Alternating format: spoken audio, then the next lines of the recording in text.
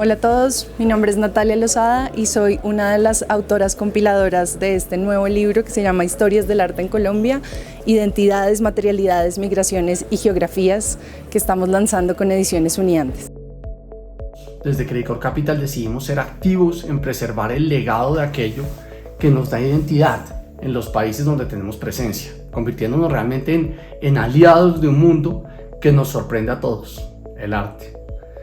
Desde diferentes iniciativas nos hemos convertido poco a poco en un respaldo no solo de los talentos emergentes del país, sino en patrocinadores de construir una obra maravillosa que recopila la memoria de nuestro país alrededor de este tema fantástico dedicado a las presentes y futuras generaciones. De la mano de la Universidad de los Andes y de la autoría de sus expertos en este campo, les presentamos este libro sin precedentes, llamado Historias del Arte en Colombia, el cual presenta nuevos relatos sobre el arte producido, consumido, usado e inspirado en este país a partir de 21 estudios de casos, por medio de 4 ejes temáticos: identidades, materialidades, migraciones y geografías.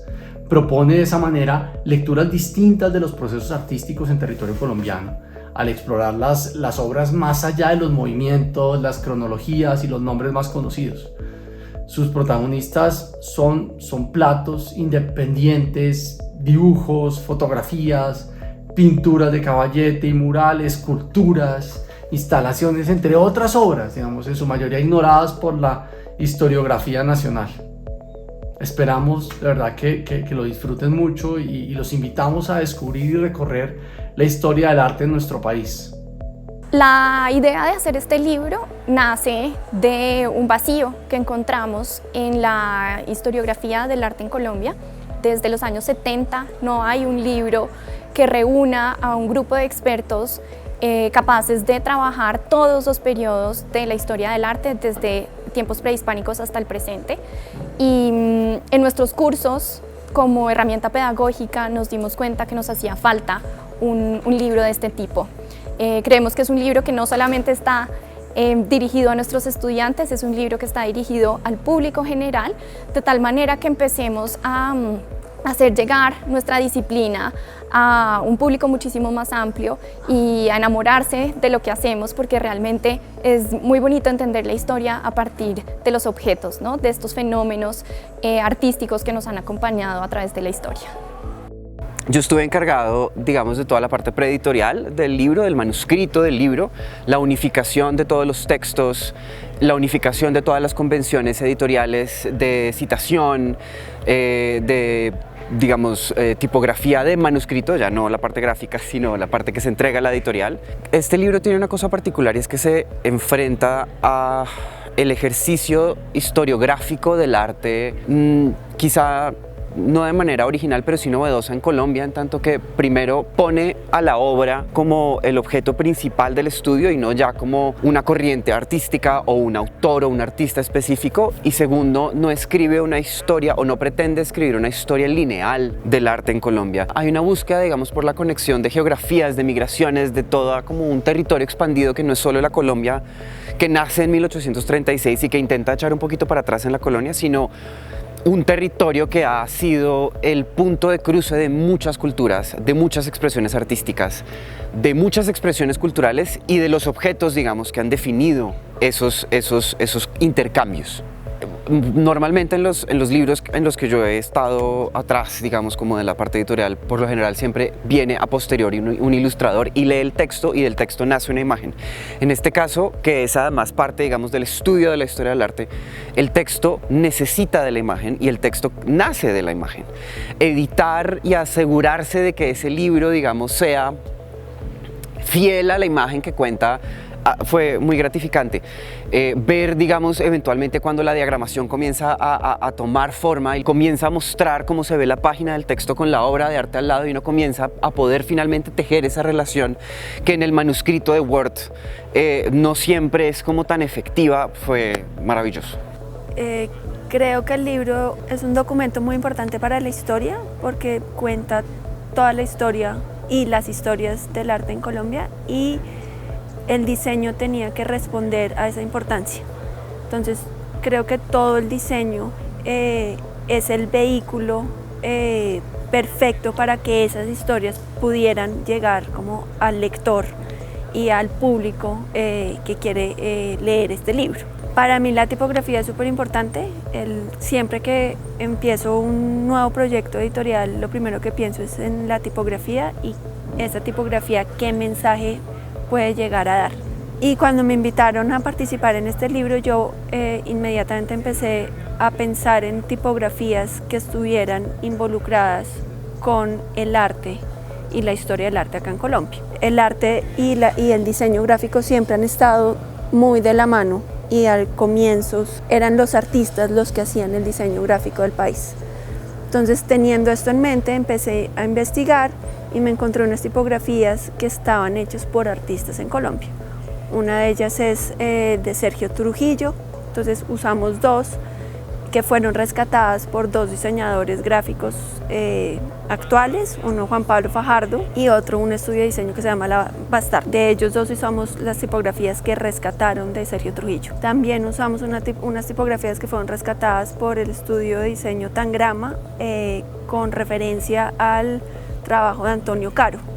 Para el capítulo de identidades utilizamos una tipografía hecha por una mujer que se llama María Jimena Sánchez. Ella es diseñadora del Taller de Agosto y tenía esta tipografía diseñada dentro de su trabajo de tesis. Yo la busqué y me parecía súper importante contar con la participación de una tipografía hecha por una mujer para este capítulo, porque somos muy poquitas las mujeres que hacemos tipografías. Y como último usé una tipografía que es muy similar al trabajo de Adolfo Bernal en estos afiches de jinete rana que se encontraban en Medellín en los años 60. Entonces, busqué una tipografía que fuera muy similar a esta tipografía que él había usado para el último capítulo. Ese creo que fue el mayor reto creativo para mí, lograr que las tipografías funcionaran juntas y no se vieran salpicón. Creo que eso fue un gran reto. Uno de los ejes fundamentales del libro Historias del Arte en Colombia se titula Identidades. Este es un eje muy importante para nosotras porque da cuenta de la diversidad de personas que habitamos y que han habitado el territorio que hoy conocemos como Colombia. Entonces, en este eje le damos protagonismo a esas otras identidades que han sido importantes para narrar la historia del arte. Vamos a encontrar acá obras hechas por mujeres, por personas afro, por indígenas, personas que pertenecen a la comunidad LGTBI o obras que discuten y ponen sobre relieve este tipo de problemas alrededor de la identidad. En el libro nos valemos de una serie de obras de arte en donde eso es particularmente evidente. Por ejemplo, hablamos de una obra de Álvaro Barrios, uno de sus grabados populares, en donde él utiliza la figura de San Sebastián, un ícono dentro de la comunidad gay, como una manera de despertar conciencia sobre esta comunidad en los años 80 durante el periodo de el Estatuto de Seguridad en Colombia. Entonces son obras que de alguna manera están también transgrediendo los límites de lo que se permite en ciertos contextos y abriendo espacios de discusión mucho más amplios justamente para estas otras identidades. Otra de nuestras ideas fundamentales tiene que ver con hacer énfasis en la diversidad étnica dentro de nuestro país. En ese sentido, hay obras que pertenecen a las comunidades indígenas que han construido su identidad, por ejemplo, a través de la música.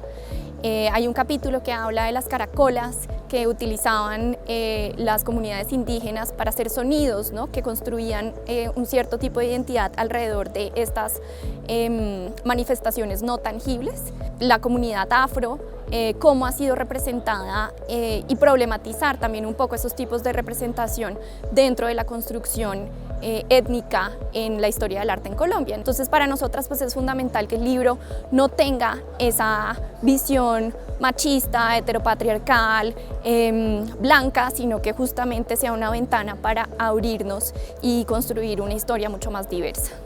Uno de los ejes del libro Historias del Arte en Colombia es materialidades. Escogimos materialidades porque Pensar los objetos más allá de lo visible nos permitía entender cómo estaban conformados, cómo las materias se transforman, por ejemplo, tanto en los lienzos, las esculturas, como por ejemplo procesos sociales, culturales, religiosos transforman justamente esos soportes, esos pigmentos, esos estratos que a veces están mucho más allá de lo visible.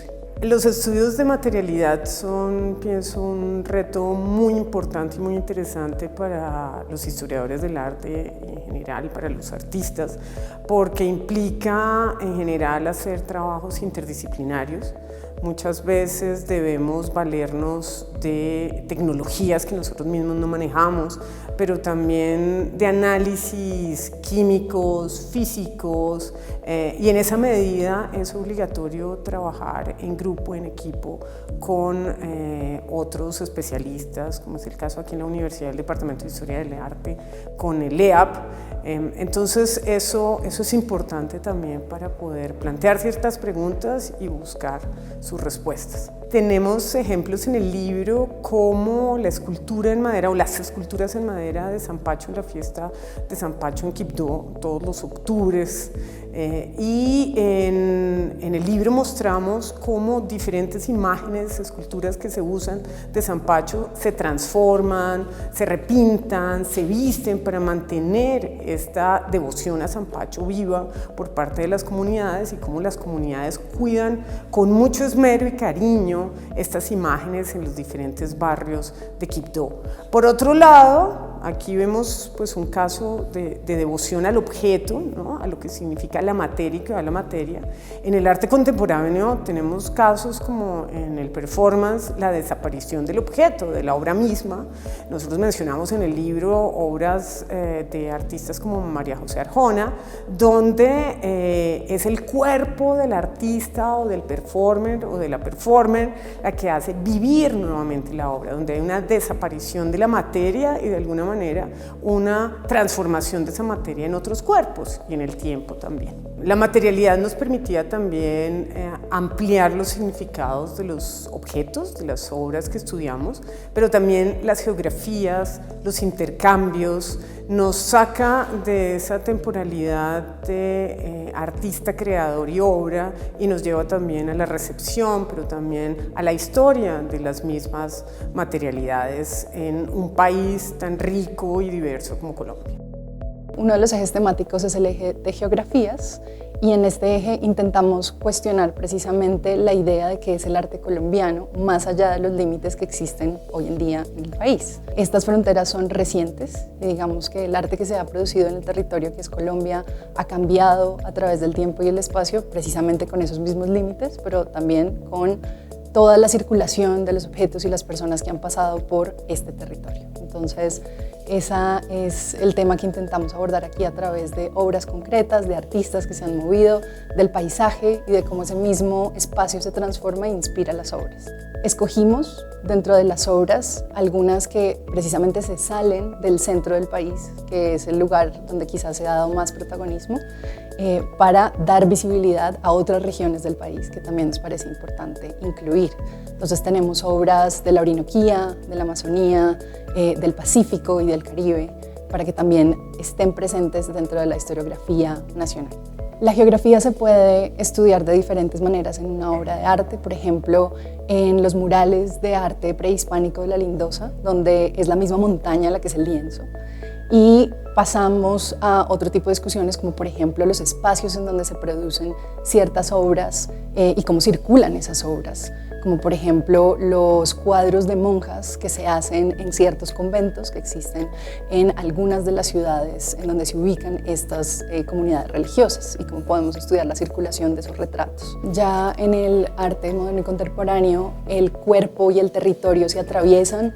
Lo vemos en obras pues, muy conocidas como la de Obregón, pero también en otras que trabajamos en el libro, como la de Duelos, en donde aparece, digamos, aludido el espacio a través de una montaña de escombros que hace alusión a esos cuerpos que quedaron enterrados y la violencia que también ha atravesado ciertas regiones de nuestro territorio. Esta es una invitación para todos aquellos que quieren aprender del arte colombiano, para que busquen este libro en formato físico y digital a través de Ediciones Uniantes.